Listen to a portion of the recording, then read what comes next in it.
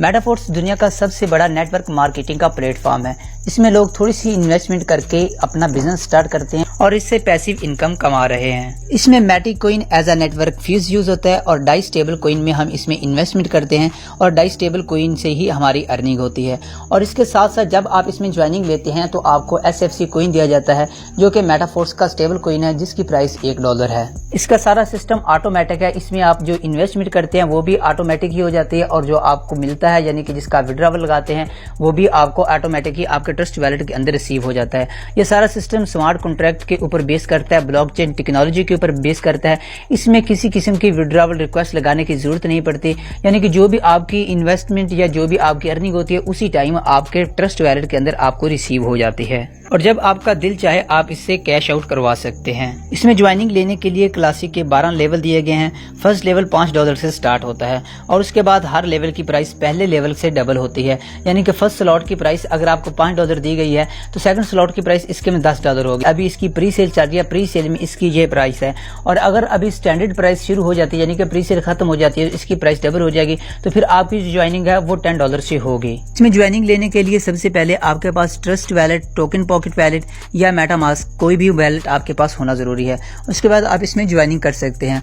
इसके अलावा आपके ट्रस्ट वैलेट के अंदर डाई स्टेबल कॉइन और मैटिक कॉइन होना जरूरी है जो कि आप मुझसे बाय कर सकते हैं, किसी भी सेलर से बाय कर सकते हैं, बाइनेंस, OKX किसी भी एक्सचेंज से बाय कर सकते हैं। और अगर हाँ आप मेरी टाइगर्स टीम में ज्वाइनिंग लेते हैं तो आपको प्रॉपर गाइड भी किया जाएगा, ज्वाइनिंग में भी डिस्काउंट दिया जाएगा।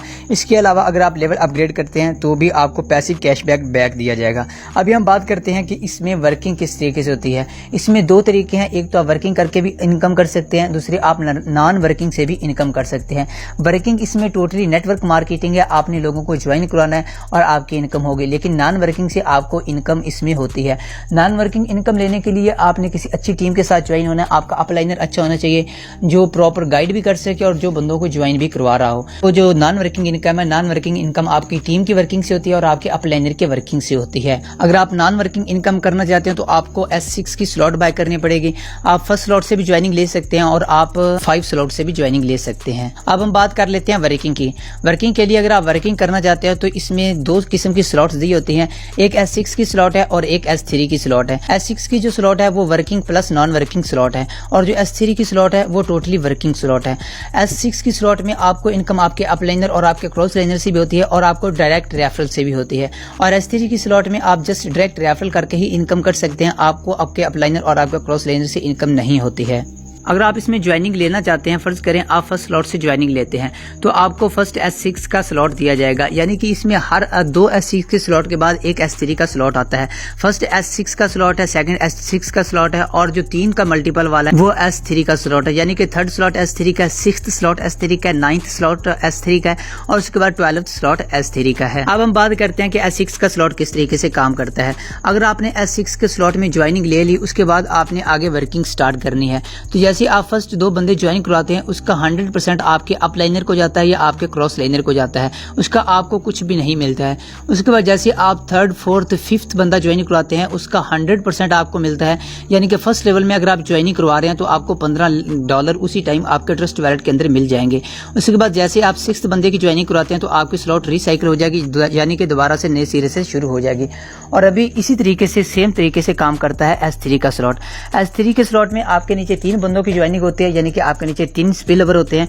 अगर आप फर्स्ट 2 स्पिल ओवर फिल करते हैं यानी कि फर्स्ट 2 बंदे ज्वाइन करवाते हैं उसका 100% आपको उसी टाइम मिल जाता है और जैसे आप 3rd बंदा ज्वाइन करवाते हैं उससे आपकी जो स्लॉट है वो दोबारा से रीएक्टिव हो जाती है, यानी कि रिसाइकिल हो जाती है। अगर आपके पास थोड़ी इन्वेस्टमेंट है तो आप इसमें 3rd स्लॉट से भी ज्वाइनिंग ले सकते हैं, लेकिन अगर उससे भी थोड़ी आपके पास इन्वेस्टमेंट है तो आप फर्स्ट लेवल से भी इसमें ज्वाइनिंग ले सकते हैं। फर्स्ट लेवल में ज्वाइनिंग लेने के लिए आपके पास आपके ट्रस्ट वैलेट के अंदर 5 डाई कॉइन होनी चाहिए और इसमें आपके पास 1 मैटिक कॉइन होनी चाहिए जिससे आप ज्वाइनिंग ले सकते हैं।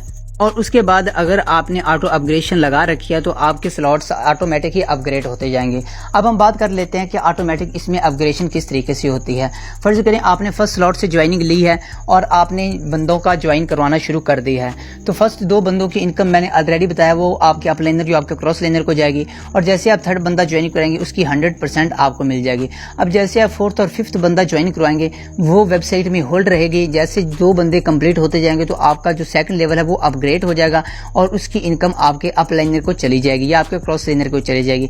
इस तरीके से जैसे आप छठा बंदा ज्वाइन कराएंगे तो उससे आपकी जो S6 की स्लॉट है वो दोबारा से रिसाइकिल हो जाएगी। अब हम बात करते हैं कि S3 की स्लॉट में ऑटो अपग्रेडेशन किस तरीके से होती है। S3 की स्लॉट में आप फर्स्ट 2 बंदे ज्वाइन करवाते हैं तो उससे आपका लेवल अपग्रेड हो जाएगा। फर्ज करें 3rd लेवल में है तो 4th लेवल हो जाएगा, या 6th लेवल में है 7th लेवल हो जाएगा। लेकिन अगर आप ऑटो अपग्रेड नहीं करते तो इसमें आपके 25% फीस काटी जाती है जो कि प्रोडक्ट फंड में जाती है, और जो 75% है वो आपके ट्रस्ट वैलेट के अंदर आपको उसी टाइम रिसीव हो जाती है। अब हम बात करते हैं कि प्रोडक्ट फंड क्या है और प्रोडक्ट फंड में हमारी फीस क्यों जाती है। प्रोडक्ट फंड बेसिकली इस वेबसाइट का जो कॉइन आने वाला है इसमें जो NFT दे रहे हैं वो है प्रोडक्ट फंड। जो हमारी फीस प्रोडक्ट फंड में कटती है वो भी हमें ही रिसीव होनी है, लेकिन वो कब रिसीव होगी, जब हमारे पास 6th लेवल होगा वो हमें NFT की शक्ल में दी जाएगी और हमें फोर्स कॉइन की शक्ल में दी जाएगी। अभी हम बात कर लेते हैं इसमें जो फर्स्ट आईडी लगी हुई है वो है मिस्टर लाडो की। फर्स्ट आईडी के ऊपर तो कोई अपलाइनर है नहीं, तो उसने जो फर्स्ट 2 बंदे ज्वाइन करवाने हैं उसकी इनकम किधर जाएगी। उसकी जो फर्स्ट 2 बंदों की ज्वाइनिंग की इनकम है वो जाएगी प्रोडक्ट फंड में, और जैसे ही उसकी रिसाइकिल होती है आईडी, यानी कि छठे बंदे की वो ज्वाइनिंग करवाता है या S3 की स्लॉट में तीसरे बंदे की वो ज्वाइनिंग कराता है तो वो भी प्रोडक्ट फंड में ही जाता है, जो कि हमें 6th लेवल के बाद NFT की शक्ल में